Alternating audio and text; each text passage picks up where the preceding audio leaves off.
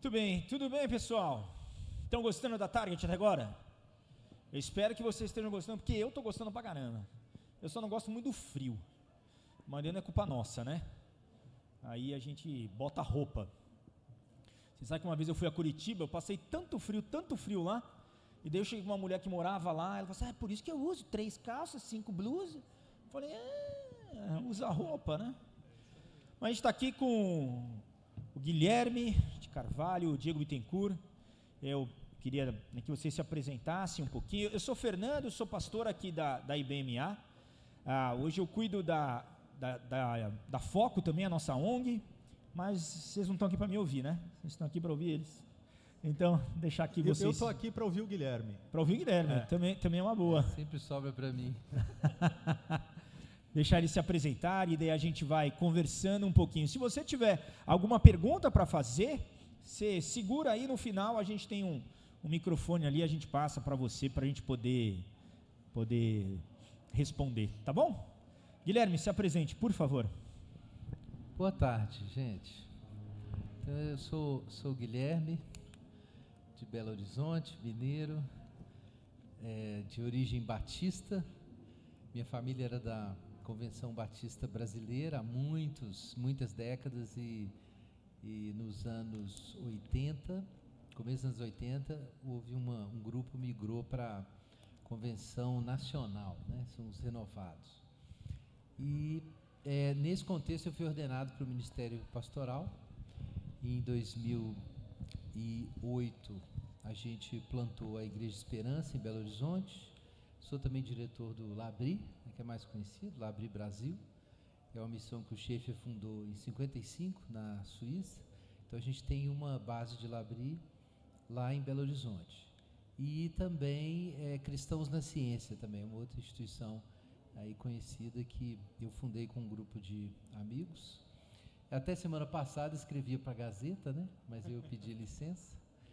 E é isso, estamos aí para acompanhar os irmãos. Muito bem, e você, Diego? Se apresente, por favor. Boa tarde, pessoal. O microfone está Opa, acho que está soltando. Pronto, aqui, beleza. Bom, sou o Diego Bittencourt, eu sou pastor, plantador da igreja Calvary Campo, na cidade de Campo Mourão, lá no Paraná.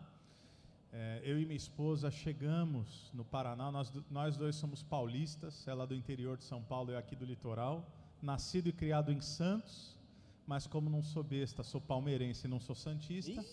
E aí complicou. Então, né, hoje inclusive é um dia muito difícil para o palmeirense, porque o Hendrick vai embora, mas a gente não está aqui para falar disso. Eu tenho 2 filhos, o Noah de 11 anos, o Gael, e quando nós chegamos lá em Campo Mourão, fizemos seminário lá. Eu sou pastor de um movimento que nasceu, a gente vai até falar um pouquinho sobre isso, nasceu nos Estados Unidos, na Califórnia, chamado Calvary Chapel, Jesus Movement, todo um movimento de avivamento que aconteceu a partir disso. E nós, lá em 2010, nós assumimos ali um grupo de 15, 20 pessoas, talvez no máximo, e isso se tornaria a igreja que nós pastoreamos hoje. Sou bastante envolvido com o movimento de plantação de igreja, apaixonado também pelo conceito de teologia missional. Esse é o meu ambiente de reflexão acadêmica, de estudos, né? O movimento de compreender o diálogo da igreja com a cultura, com as novas gerações, e qual é a aplicabilidade do ser igreja e do plantar igreja nos contextos urbanos, sobretudo em uma sociedade secularizada em que vivemos. Então, mas o mais importante é que eu sou pai do Noah e do Gael e marido da Aline, que está aqui, essa mulher belíssima. Então, é isso. E sou amigo do Guilherme, que isso também é importante. Também é importante. Outro fato importante também, eu virei, da última vez que eu vim para cá, no ano passado, não da última, né? Mas da primeira vez, eu virei vovô, né? É isso aí, é verdade. Fato O Guilherme está num outro momento. Vô novo, né, meu? Mais novo que o Sidney ainda, pô. Sou mais novo que o Sidney. Olha aí que beleza. Mas minha mãe disse que eu nasci velho, né? Então eu não sei a melhor forma de contar isso. Falou que você não está mais na Gazeta, o que aconteceu? Eu tenho muito serviço. Não Muito dá para serviço. escrever toda semana. Ah, eu entendi. tive que dar uma pausa. Eles me deram uma licença aí. Muito bem, mas pensando então, falando um pouco sobre essa questão do avivamento, o que é avivamento? Né? Como é que vocês enxergam isso? O que é um avivamento? Como é que está hoje? O que falta para a gente? Se estamos ou não vivendo isso, né? Como é que você vê isso? Quer começar? Eu começo? Pode ser? Você sabe que o Tim Keller, recém-falecido, alguém que eu admiro muito, ele não usa o termo avivamento, ele usa o termo renovação pelo Evangelho. E aí, para o Keller, um movimento de renovação pelo Evangelho, ele tem que passar por 3 realidades indiscutíveis. A primeira é, quando o movimento de renovação pelo Evangelho acontece, o primeiro efeito é que cristãos adormecidos são despertos na sua espiritualidade. Então é aquele cristão, aquele sujeito, ele é nascido de novo, ele está na igreja, e por falta de uma expressão melhor, porque essa não é definitivamente sequer a compreensão do contexto do Apocalipse, mas ele perdeu o primeiro amor, ele abandonou o primeiro amor, ele já não vivencia aquela paixão evangelística inicial, enfim, o adormecido ele desperta. Em segundo lugar, quando um avivamento ou como uma renovação pelo Evangelho começa, os cristãos nominais se convertem. Esse é interessante, porque é o sujeito que está na igreja, é o sujeito que é membro das nossas igrejas locais. Ele serve, ele canta no louvor, ele dá o dízimo, ele está ali há 5, 10 anos, até que o Evangelho o arrebata de modo tão especial, profundo e verdadeiro, que ele se dá conta que ele viveu uma experiência religiosa até então, e agora o que ele precisa é de fato de salvação, ele se converte. E como subproduto natural do cristão adormecido despertando e o cristão nominal se convertendo, a terceira coisa que o Keller fala é que o perdido é alcançado. Então esse é apenas o efeito e o subproduto de um avivamento, que se assim a gente quiser definir, ao menos como eu percebo, viu, Guilherme? O avivamento ele acontece dentro da igreja com efeitos para fora da igreja. Às vezes a gente está confundindo colheita com avivamento. Então muitas conversões, e aí não tem como muito medir a qualidade também da conversão, tem muita gente que fala assim, olha, nós estamos orando para Deus fazer um avivamento. Às vezes o que o pastor está dizendo é, nós estamos orando para que nossa igreja cresça, e uma coisa não tem nada a ver com a outra. Então a colheita de pessoas perdidas, se tornando não adeptas apenas a uma instituição religiosa, mas tendo nascido de novo, é o subproduto, primeiramente, desse arrependimento interno da igreja de Jesus. Então, enfim, se alguém tiver errado, não sou eu, é o Keller, tá bom? Boa. Então, eu concordo com o Keller. Você é sábio, né? Que bom, que bom. Não, mas eu acho que isso descreve muito bem a fenomenologia do avivamento. Acho que é isso mesmo, é um despertamento na igreja, conversões de cristãos nominais, e isso tem um impacto evangelístico, e tem uma forma, né, que eu poderia desenvolver um pouco mais. Olhando por outro ângulo, eu diria que no avivamento, Lloyd Jones vai falar, ele escreveu sobre isso, né, um livro famoso que eu acho que todo mundo devia ler, é uma obra extraordinária do Espírito Santo, não é alguma coisa que você fabrica, é uma dádiva, é um negócio carismático, é uma obra extraordinária do Espírito Santo de provocar essa convulsão e esse processo de despertamento e missão. Mas eu diria que do ponto de vista subjetivo, o que caracteriza essa experiência é uma consciência muito nítida da realidade de Deus, só que ela não acontece com um indivíduo ou outro indivíduo. De repente, de modo mais ou menos simultâneo, todo mundo sabe que Deus está presente. Daí se falar às vezes nos relatos que a presença de Deus desceu, ou que o Espírito desceu, né? Como se ele, claro, num sentido ele desceu, Deus é onipresente, ele já estava lá. Como se a densidade se tornasse mais perceptível, né? Exatamente. Daí que as pessoas descrevem isso como acordar, como tomar consciência, é um despertamento nesse sentido. Mas a experiência é sempre a mesma, é que de repente Deus está aqui, mas Deus está aqui de um modo muito mais intenso do que em outros momentos em que se experimentou isso, mas não com essa intensidade. E a realidade disso é testada no impacto que isso acontece. Porque várias pessoas que não percebiam a realidade de Deus começam a perceber a realidade de Deus. E aí acontece isso então. O crente desperta, o crente nominal se converte, a missão alcança o perdido e ele escuta aquela mensagem e ele é imediatamente impactado de um jeito que não era antes, né? Então, internamente, eu acho que isso é o que é experimentado. A realidade de Deus fica nítida. Muitas vezes eu ouço como, aqui pastor da igreja, que o avivamento vai chegar, né? Que assim, como se fosse uma ideia de que agora eu vou falar em línguas, agora eu vou profetizar, agora o Espírito Santo vai chegar, desce Espírito Santo, agora vai vir fogo do céu, e isso que é avivamento. Vocês concordam com isso? Não concordo. Como está no meio da tarde, eu vou botar um pouco de tempero e um pouco de polêmica, senão o povo dorme.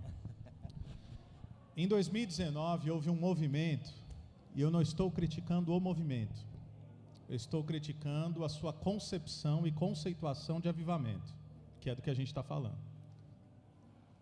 Um movimento que lotou estádios, com a melhor das intenções, e que marcou data para acontecer um avivamento no Brasil. Inclusive cravando que a partir dali seria o maior envio missionário, fruto do avivamento ou do despertamento da história da igreja brasileira. Isso acontece final de 2019 ou início de 2020. Vocês sabem o que aconteceu em março de 2020, né? Pois é. Então o Kairos de Deus é diferente do nosso Cronos. Então o Guilherme falou de avivamento. Há 2 séculos atrás, o pessoal na América do Norte chamava justamente de Great Awakening, né? É um grande despertamento. Ou seja, me parece que é uma conceituação interna, e o Lloyd Jones, e aí eu vou concordar agora com o Lloyd Jones também, porque nós somos da linha que avivamento não tem hora marcada. É um grande debate, você sabe disso. É um grande debate. Não, nós estamos buscando avivamento. Como é que se busca avivamento? Com santidade, com não sei o quê. Ok, eu não estou dizendo que isso não tenha o seu lugar, o seu ambiente. Mas me parece que, biblicamente falando, historicamente registrado, o avivamento é efetivamente uma realidade extraordinária, portanto, não é fruto de busca ou de produção humana. Nós temos que viver a fidelidade da missão, nós temos que viver de modo coerente com o Evangelho de Jesus Cristo, para que, se Deus quiser, vamos usar um termo assim, mais místico, soprar do seu Espírito, Ele o fará e nós estaremos prontos. É o Isaías. Se você pensar em Isaías, capítulo 6, como avivamento pessoal, aqui eu não estou falando de avivamento comunitário, embora a implicação óbvia, quem é Isaías? É alguém que profetiza e diz, ai daquele, ai daquele, ai daquele, ai daquele, até que ele tem uma percepção maior da densidade da presença de Deus, e ele fala, ai de mim. Quando o avivamento acontece, eu não dou conta de apontar para o outro. A primeira coisa que eu faço é, ai de mim. Ai de mim, que sou homem impuro, com lábios impuros. E a partir dessa realidade, o que acontece? O anjo do Senhor o toca o seu lábio. Se o problema é sua fala, agora a sua fala foi transformada, seu coração. Então, vi a glória do Senhor, encheu o templo. Mas não me parece ser uma realidade programática, previsível, com data marcada, e não existe avivamento de igreja local apenas. Diego, não existe o avivamento. Vai. Você tá muito eu estou avançando? Você está muito crente. Tá. Pô, eu já fui um pouco polêmico, você quer piorar? Tá bom, aqui, vai. Ó, teve um cara que participou de um grande avivamento, segundo grande despertamento. Tá. Ele participou, ele foi um dos líderes do avivamento. E ele disse o seguinte: avivamento não é milagre, nem depende de milagre em nenhum sentido. É resultado puramente filosófico do emprego acertado dos meios comuns, tal como qualquer resultado que se obtenha empregando métodos apropriados. É um cara. E aí, então você acha que a gente não pode marcar a data do avivamento? Eu acho que não. Então, Eu tô com ele. Mas aí ele vai falar o nome do cara e a gente, eita, mas eu vou bancar a minha resposta Daí a gente pra não muda ficar de... feio. Daí eu mudo. esse aqui foi Charles Finney. Isso. Eu continuo o principal bancando. líder do segundo Isso. grande despertamento. Por O que a isso, gente faz com Finney? Me ajuda aí. eu acho que na convergência soberana de Deus, Deus parece ter apontado o seu kairós do avivamento, mesmo à luz de uma compreensão que, penso eu, é equivocada do Finney. Porque ele é um exemplo também, de fato, extraordinário. Mas... Tá bom, você respondeu sem tremer o olho. Tá Gostei. vendo? É isso aí. Você está analisando linguagem corporal, é? Isso porque ele é meu amigo, vocês estão vendo, né? Tá pronto, tá convicto. Não, eu concordo com vocês. Aí, ó. Mas o que a gente Você faz não com o vale Finney? nada. É extraordinário Rapaz, mesmo, hein? eu li isso a primeira vez, eu devia ter 15 anos. E eu marquei a data do avivamento e não veio, não. É porque tu não era o Finney. Eu não era o Finney. Então, Pois eu é. não sei o que faço com o Finney, não. Eu sei que ele era crente. É isso aí. Já sobre a teologia do avivamento dele, eu não tenho tanta certeza. É isso aí. Você tô acha que a contigo. gente precisa ou deve buscar o avivamento? Sim. Eu acho que sim. Por quê? Eu acho que, na verdade, buscar o avivamento é um nome que a gente acabou dando por causa da história da igreja, por causa das experiências no mundo anglo-saxão de avivamento, mas teve outros momentos que não teve esse nome, né? Como o avivamento morávio, né? Não tinha esse nome, mas era isso. Era um povo orando por 100 anos. Então, eu acho que o que a gente está pedindo é o que está em Efésios, que Paulo diz ali. A gente está orando para enxergar coisas que a gente pode enxergar mais claramente e serão transformadoras. Ter os olhos do coração iluminados, conhecer o amor de Cristo que excede a todo entendimento, não andar como sábio, como tolos, né, mas como sábios, aproveitando cada oportunidade, como despertos, né? Paulo usa essa linguagem ali em Efésios, por exemplo. Então, o que eu acho que as pessoas, pelo que eu vejo, as pessoas oram quando estão buscando avivamento, é o que Paulo está pedindo em Efésios. Mas a gente tem uma experiência histórica, talvez que Paulo não tinha, para a gente saber que a igreja passa por altos e baixos, com uma clareza que talvez naquela altura Paulo não veria. É uma igreja que depois de 150 anos entorpecida, de repente ela acorda de novo. Ele não viu, ele viu a igreja acordada. E aí ele foi martirizado. Ô Guilherme, eu creio que a gente tem que orar, e você usou o termo buscar, pode ser buscar. Acho que a gente tem que orar e buscar como nós oramos por qualquer outra realidade da vida. E como é que nós oramos por qualquer outra coisa? Oramos a depender do nível de paixão, de intensidade, de necessidade, de urgência. Nós oramos como quem crê que Deus pode. Mas oramos nos submetendo à vontade de Deus, seja ela qual for. Então, acho que nós devemos orar pelo avivamento, crendo que Ele pode. Abacuque fez isso, em certo sentido. Né? O texto clássico de Abacuque 3. Senhor, ouvi falar da Tua boa fama. Ouvi falar do que o Senhor fez em tempos passados. Realiza novamente nesse tempo o que fizeste no passado. Então, em síntese, me parece uma oração por avivamento, num outro contexto. Os decretos de Deus, um povo que estava ali, e aí a gente canta, né? Aí que interessante. Ainda que a figueira não floresça, ainda que não haja fruto na vide, como se fosse um louvor de alguém que caminha assim. Não, o que Abacuque está falando está tudo errado.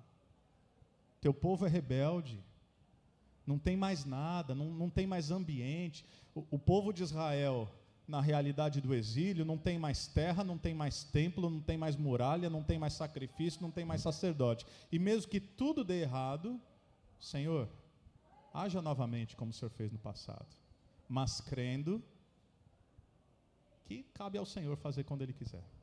Provavelmente seria uma total dependência de Deus. Eu creio. Acho que o Guilherme concorda.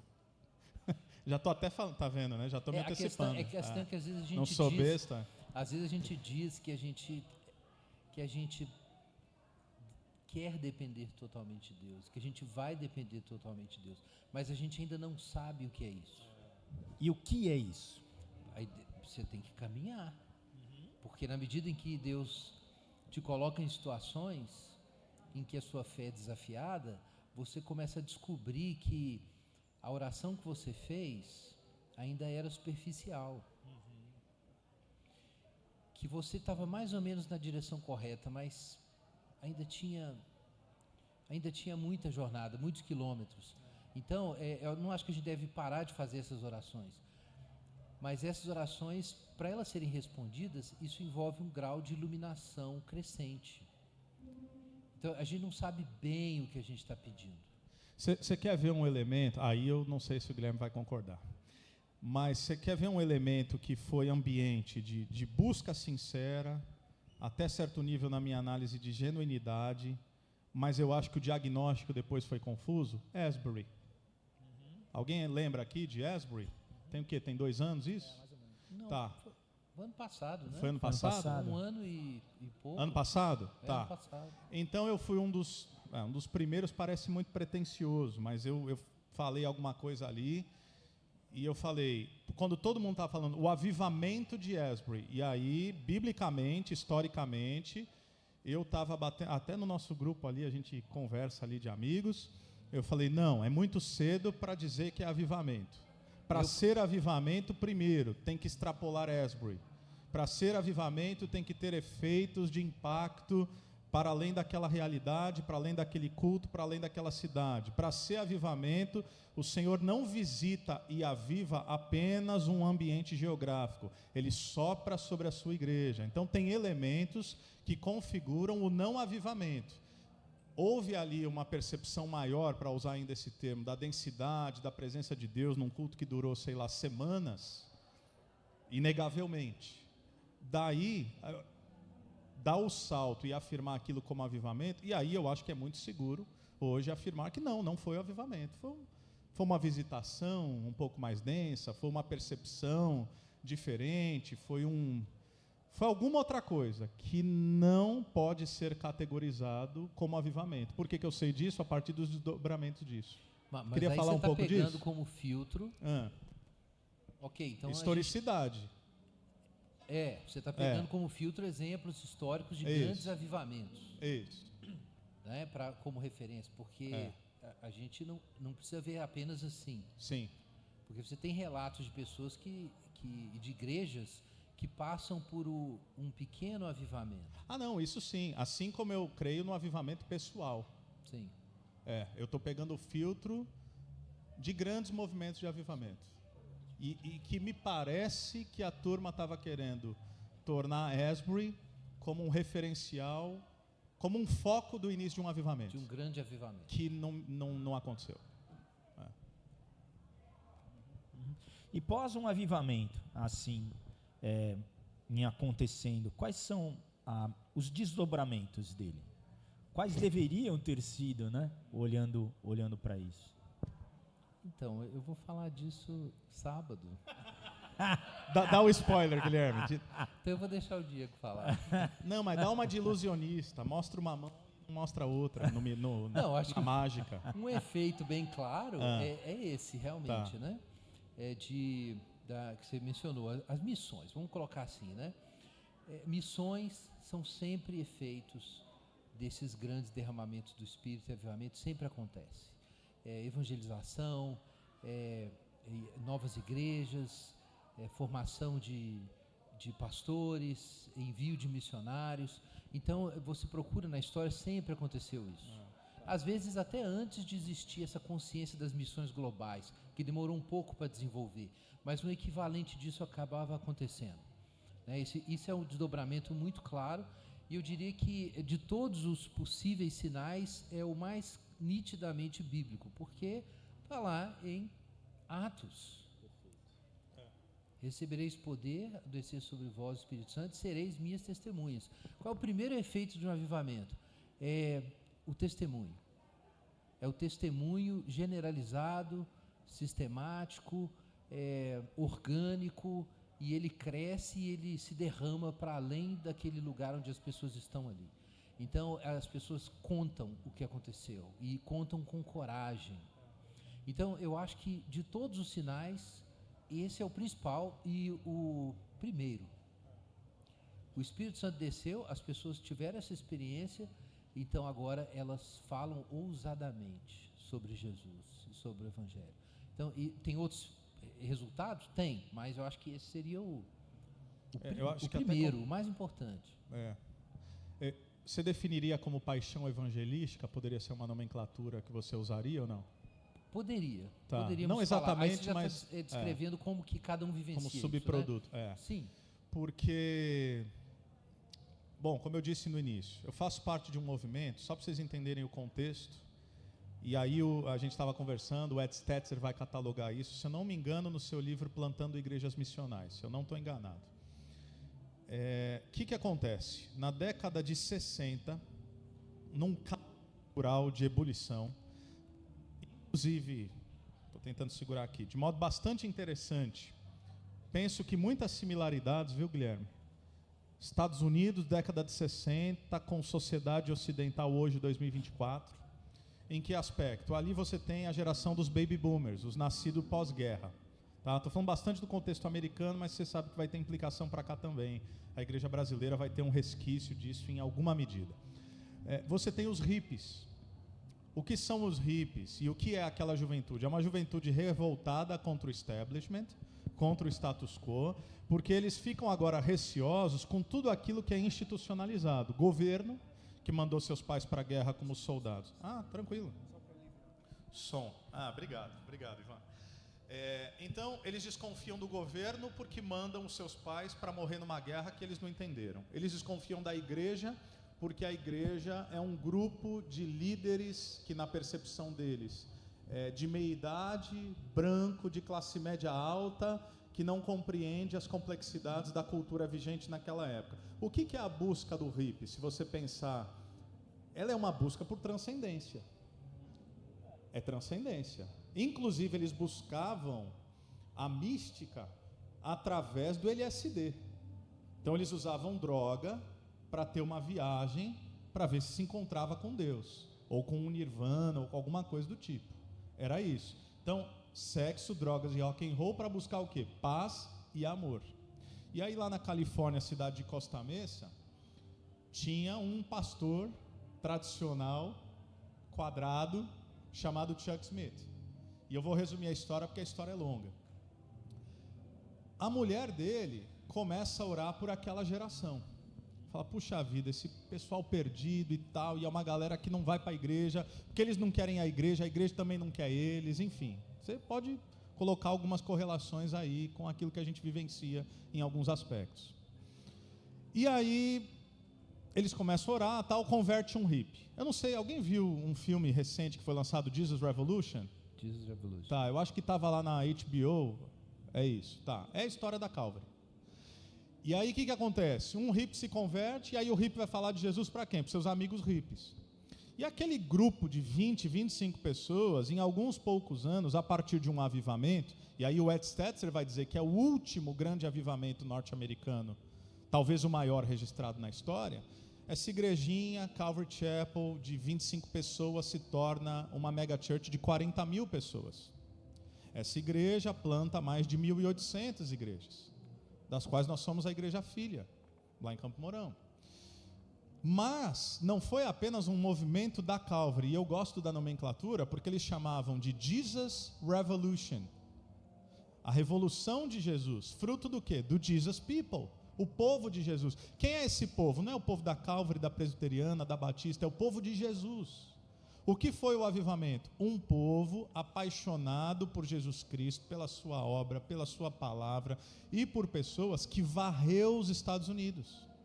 O John MacArthur, pertinho ali de Costa Mesa, ele na Califórnia, na Grace Community Church, ele era um jovem pastor, ele relata que pessoas, quase que espontaneamente, sem ele fazer nada, foram se convertendo e inundando a igreja. Então ele pegou esse rescaldo, sai da Califórnia, vai até a costa leste dos Estados Unidos. O Keller, na época de estudante, ele fala, eu peguei o rescaldo e me afetou, em certo sentido, esse avivamento da revolução do povo de Jesus. Então, quando um avivamento acontece, aí eu acho que está certo, Gui, um grande avivamento acontece, ele é algo geracional.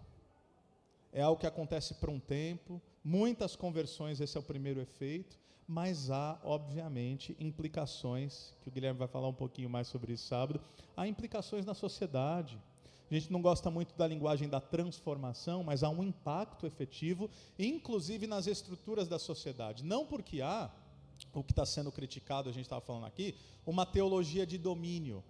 Não, nós subscrevemos ao neocalvinismo, caipirianismo, não é uma teologia de domínio, é uma teologia de influência, fruto do quê? Apenas da compreensão da missão. E quando o avivamento acontece, os subprodutos e os efeitos do avivamento é que cada cristão no seu contexto e cada comunidade de fé, ao cumprir a sua vocação no mundo, cada qual com sua vocação muito específica, se torna o sal que salga e a luz que ilumina. Então isso vai ter inclusive efeitos práticos sobre a construção de uma sociedade. Vocês sabem que assim, eu não gosto muito da ideia do passo 1, passo 2, passo 3 para chegar lá e tal. Mas eu gosto da prática, né? Se eu quero correr uma maratona, eu sei que eu preciso treinar tanto tempo. Tá bom, tem alguns tipos de treinamento, mas alguma coisa eu tenho que fazer. O que eu tenho que fazer? Isso aí é com o Guilherme, que eu já falei muito já. Assim, né? Fernanda, aqui, ou cada um de nós, assim. Não, falou, olha, eu busco o avivamento? Sim, é algo que eu preciso buscar. Tá bom. O que eu faço? Não sei. Outro dia desses, outro dia não, já tem uns anos, eu peguei um Novo Testamento que a minha avó Esmeralda ganhou de Rosalie Appleby. Rosalie Appleby dirigia uma reunião de oração nos anos 50 para ter um avivamento no Brasil, e particularmente entre os batistas. E a minha avó participou dessa reunião de oração. Outras pessoas que participavam dessa oração era o José Rego Nascimento, que foi pastor numa outra fase da Igreja Batista da Lagoinha, nos anos 60, e Enéas Tonini também participava. Foi diretor do Colégio Batista de São Paulo, chamava na época, né? Era o Colégio Batista de São Paulo, não sei se hoje tem o mesmo nome. Mas ele era diretor, ele foi diretor lá quando meu avô era disciplinário e a minha avó era a aluna mais bagunceira da escola. O Enéas foi um dos fundadores da Convenção Batista Nacional, então, né? Eles fundaram a Nacional, porque aí a gente tem a chamada renovação espiritual final dos anos 70, 60, mas principalmente 70, que aí tem uma questão que foi meio simultâneo, e isso para mim sempre foi um negócio meio intrigante, porque isso aconteceu em outros lugares, na mesma época, mas experiências diferentes. E aconteceu, eles relatam suas experiências de derramamento do Espírito Santo, e a minha avó, inclusive, teve experiências várias sobrenaturais, de profecia, de curas, até o início dos anos 90, ela foi uma das, principalmente nos anos 80, ela foi uma das líderes ali, desse processo, em Belo Horizonte, sabe? E se você procurar, o pessoal orou por isso, mas não tem um método, não tem um negócio para fazer. As pessoas oraram e você não tem como fabricar uma coisa dessa. Charles Finney diria que há passos, né? Na opinião dele, precisa haver uma pregação em que o sujeito é confrontado com o pecado até o ponto em que ele não pode mais escapar daquilo. Ele era um advogado, então ele acreditava em métodos de persuasão. E à medida que as pessoas entravam nesse processo dessa consciência de pecado, aquilo foi espalhando. Mas há controvérsias. Tem gente que acha que nos lugares onde o Finney conduziu esses avivamentos, aí surgiu a prática nos Estados Unidos dos revivals, né? Vamos marcar, vai ter um revival no mês que vem. E aí eles agendavam para o pregador ir e faziam propaganda, e aí tinha um revival. Acho que é um pouco o rescaldo do Jonathan Edwards no seu sermão mais célebre, Pecadores nas mãos de um Deus irado, né? Eu li esse sermão aí na adolescência. A gente não pregaria hoje isso. Não. Enfim. Não sei quem já leu. Pegue o Pecadores nas mãos do Deus irado. Talvez está precisando um pouco. Acho que o povo tem um pouco... Enfim. Segure-se na cadeira se você sente o fogo do inferno se aproximando de você. Exatamente. Ele dizia. E aí as pessoas começaram a gritar, desesperadas pela salvação. Enfim, teve uma mulher que agarrou uma coluna. Não tinha quem e soltava. Ela não soltava porque ela ia cair no inferno, porque ela estava enxergando. Isso foi Mas não foi persuasão, aí que tá. Não, porque não o foi. Jonathan Edwards usou a razão, mas ele não era ele não era um bom pregador. O Whitfield era um bom pregador. O Edwards era medíocre como pregador. Mas eles viveram um avivamento tremendo. Inclusive tem essa história famosa que a esposa do Edwards levitou na frente de todo mundo e teve vários relatos. Ela estava orando e saiu do chão. Então, melhor a gente parar por aqui, a turma vai ficar assustada, viu, Guilherme? Porque aqui o povo é batista, né? Ué. Pode orar.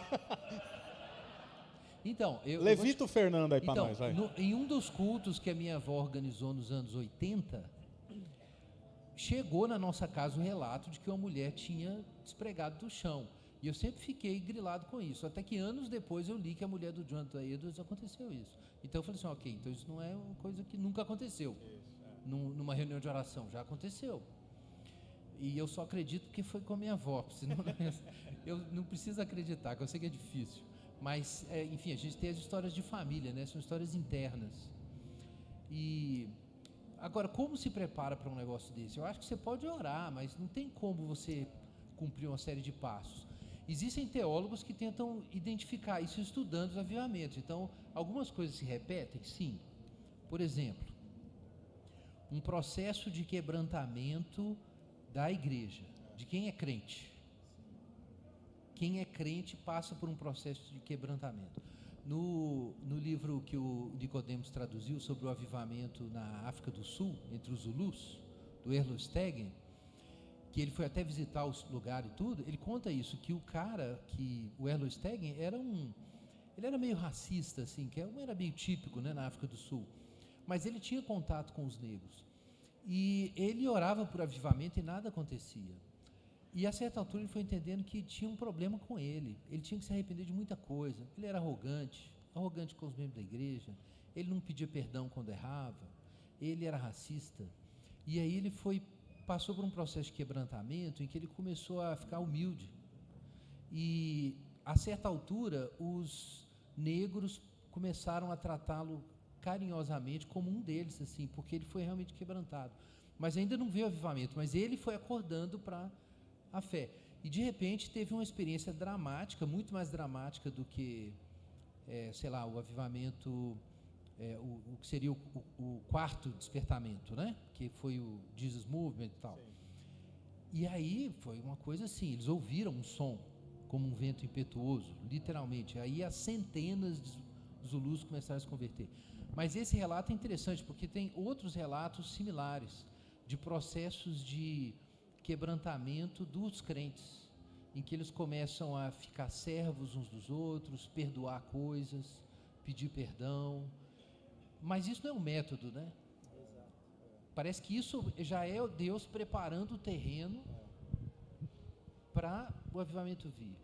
Uma outra coisa que o Lloyd Jones coloca é que em mais de um avivamento houve batalhas teológicas com heresias antes do avivamento, como se houvesse uma armação para aquilo impedir, porque com uma doutrina inadequada, as pessoas não vão buscar o avivamento, elas podem não acreditar em Deus.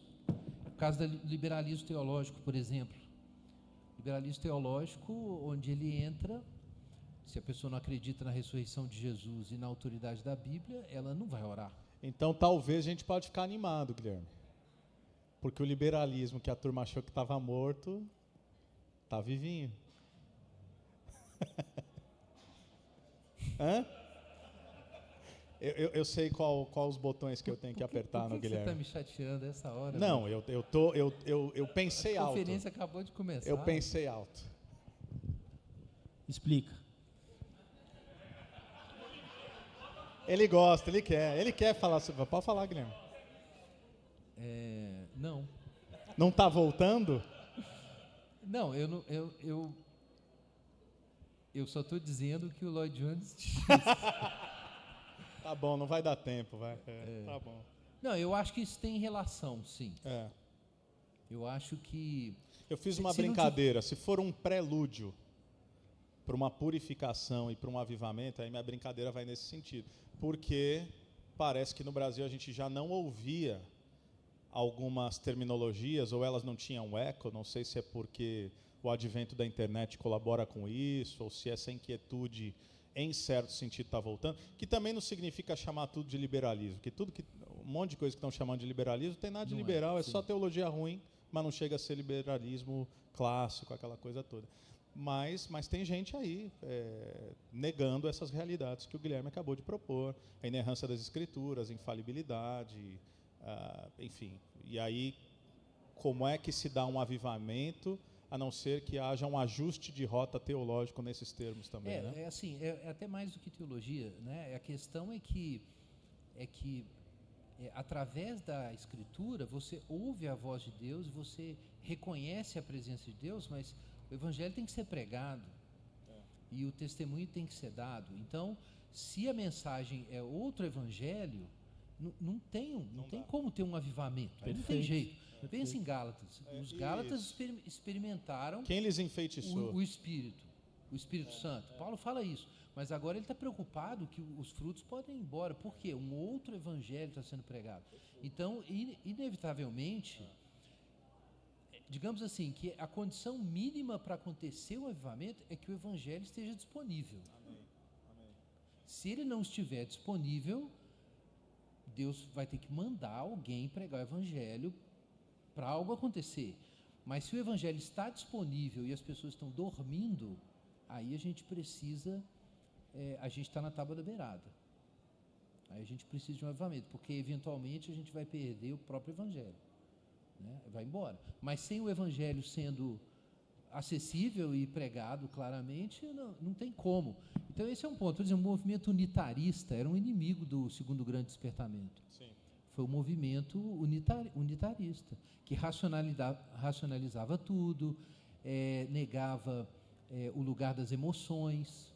E isso é uma parte, por exemplo, que o Jonathan Edwards batalhou muito para deixar claro, é que a vida espiritual, ela envolve afeições, um avivamento envolve afetos despertados pelo Espírito Santo, afetos espirituais, e ele defendeu as emoções no avivamento. E aí tinha o pessoal racionalista que falava assim, não, isso é fanatismo, que era o pessoal anti-emoção, mas muitos deles eram unitaristas também, e não acreditavam nessa dimensão sobrenatural do Evangelho. Então, evidentemente, aquilo bloqueava onde eles estavam, não tinha avivamento. Quando tinha, eles largavam isso e viravam trinitários, enfim. Agora, tem alguma coisa a ver, tem relação a busca da santidade com o avivamento? Então, aí eu acho que esse é o ponto, né? Que eu citei do Erlo Stegen e de outros avivamentos, né? Parece que tem uma obra de Deus na igreja primeiro. Eu acho que uma boa definição de termos aqui seria afirmar que não há avivamento sem a santidade. Vou explicar o que eu quero dizer com isso. Não há avivamento sem que haja santidade, sem que haja quebrantamento, sem que haja busca genuína, sem que haja arrependimento de pecados. A gente volta para aquela tríade do Keller.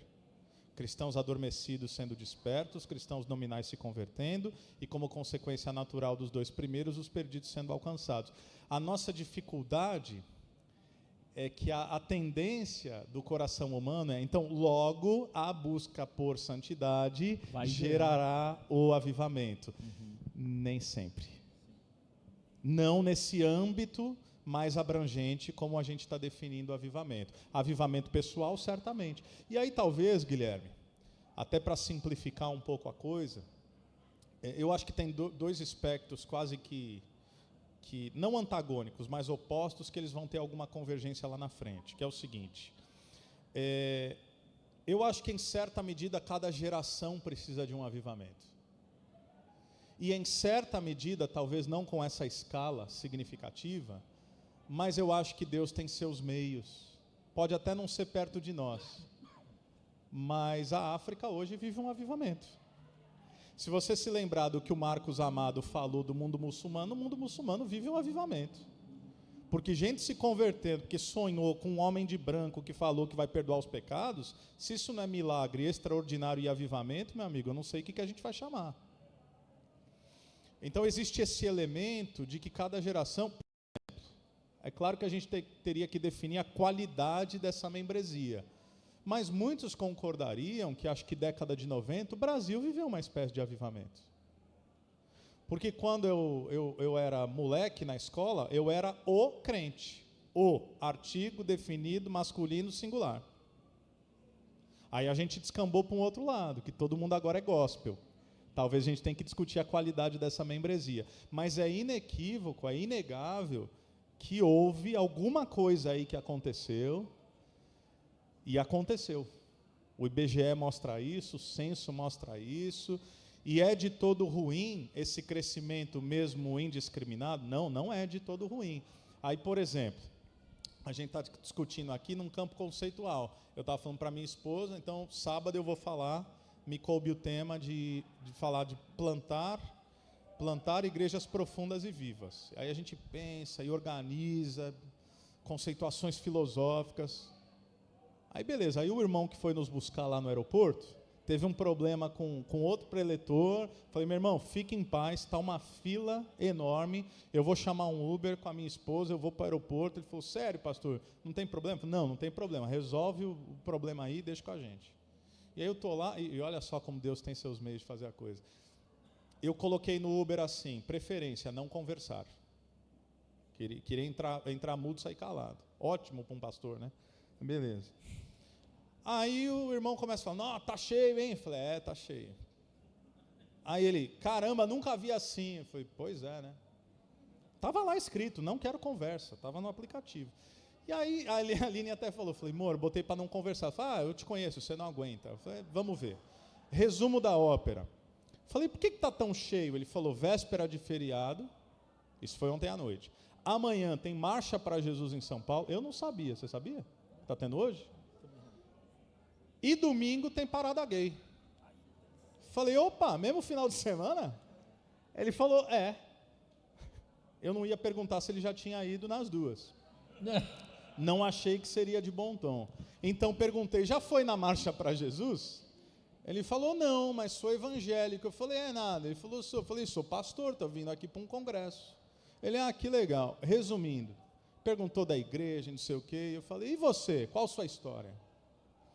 Ele falou, pastor, dia 23 de maio de 2019, quinta-feira à noite, depois do meu tio ter me convidado muitas vezes, eu resolvi ir na igreja. Eu era alcoólatra, eu era drogado. Foi ali naquele dia que eu entreguei minha vida para Jesus. Beleza, põe isso na tua teologia, eu sou calvinista. Então assim, mas teve apelo, não teve? O que interessa? Entreguei minha vida para Jesus. Foi ali que minha vida foi transformada. No mesmo dia eu saí sem nenhuma vontade de beber e nenhuma vontade de usar drogas. Foi ali que eu conheci minha esposa. Falei, como é que é essa igreja? Qual que é o nome? Ele falou, não, é uma igrejinha de 60 pessoas em Jaçanã, pastor. Pronto, põe isso no nosso método de eclesiologia e nos nossos quadrados. Plantação de igreja. O que é plantação de igreja? Está lá. Uma senhora que agora faleceu de câncer esse ano, a pastora, esposa lá do pastor também, que está transformando a vida dessa turma na periferia. Não deixa de ser um microavivamento. A vida desse homem foi transformada, a vida dos seus pais foi transformada, agora ele tem filhos, agora os amigos dele estão vendo essa transformação, e ele falou: e pastor, minha alegria é trabalhar nos bastidores. Eu falei: é mesmo? O que você faz? Ele falou: o cara é Uber. Ele falou: essa semana eu peguei uma grana lá e eu fiz questão de pagar o sítio para ter um acampamento da igreja. Eu só falei para o pastor, não falei para mais ninguém, porque o pastor me ensinou que o que a mão direita faz, a esquerda não deve ver. Teologia sofisticada, meu amigo. Aplicada. Aplicada. É um avivamento. Exatamente. Muito bem. Alguma pergunta, senhores? Na verdade, alguma pergunta? A gente tem espaço para uma. Alguém? Fala bem alto. Tem um microfone ali, ó. Vai ajudar aqui. Foi sorteado, hein? Não, foi o mais rápido, na verdade. Boa tarde. Quando a gente fala de santificação, ser santo é um atributo de Deus. Então, eu entendo que a gente se torna santo na medida que a gente se aproxima de Deus e que a gente deixa que o agir dele, a vontade dele, seja feita. Então, na minha concepção, é quando eu realmente entrego a minha vida e deixo que a vontade de Deus seja feita. Aí vocês estavam comentando, eu até estava com esse versículo ontem na mente, em João 14, 13. Jesus disse, né? Tudo que vocês pedirem em meu nome, isso farei, a fim de que o Pai seja glorificado no Filho.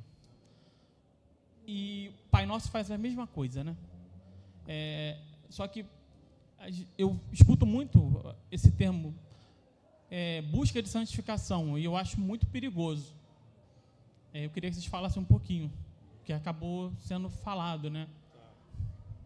Eu vou tentar ser assertivo, Gui, e aí depois você complementa, pode ser?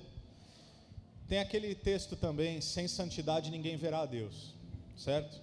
E aí como é que a gente interpreta esse texto? Se eu não for santo, eu não verei a Deus. Está tudo errado. Porque se for isso, então a salvação é pelas obras e só vê Deus quem primeiramente é santo. Talvez, o que esse versículo está dizendo sem santidade, ninguém verá a Deus. E isso tem tudo a ver com Mateus 5,16, que brilhe a luz de vocês diante dos homens, para que vejam as suas boas obras e glorifiquem ao Pai de vocês que está nos céus. Eu acho que há um elemento da santidade que é ao mesmo tempo posicional, ou seja, sim, Deus é santo, portanto, sede santos. Isso é um imperativo e é uma realidade de posição. Nós fomos justificados, mas estamos também no processo de santificação. Então, posição e busca. Eu acho que esse é o paradoxo da vida em santidade. Ninguém pode ser santo antes de ver Deus. Ninguém pode ser santo antes de ser encontrado por Deus. Uma vez que sou chamado por Deus, uma vez que sou nascido de novo, Ele declara que eu sou santo, eu sou separado, eu sou completo. É isso que Pedro vai dizer. Pedro ele vai dizer que vocês já receberam tudo quanto necessário para a vida e para a piedade. Então, santo não é perfeito, santo é consagrado. Então, os objetos do tabernáculo do Antigo Testamento eram santos, não porque eram mais místicos, mas porque eram consagrados para uma finalidade. Enfim, então tem esse elemento, e aí tem o paradoxo da santidade, que embora seja uma realidade atrelada à justificação, tem a ver também com uma busca, que são as disciplinas espirituais, né? A busca por santidade nesse sentido, aí sim, demanda uma intencionalidade do discípulo de Jesus, que através das disciplinas espirituais, para usar a nomenclatura que você usou, vai se aproximando de Deus. E aí qual é o efeito, para terminar, daquele que se aproxima cada vez mais de Deus? Me parece que o apóstolo Paulo entendeu.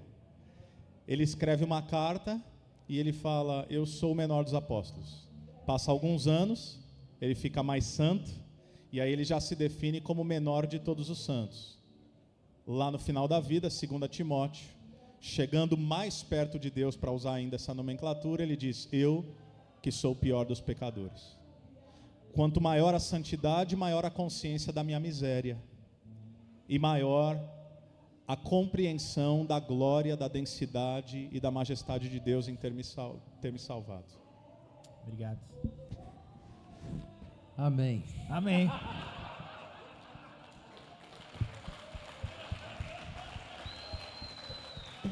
Mineirinho.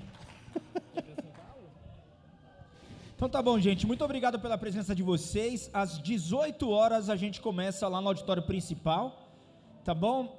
Com PC Baruch, e daí toda a programação da tarde e noite ali, tá bom? Muito obrigado. Curtam a Target aí. Obrigado.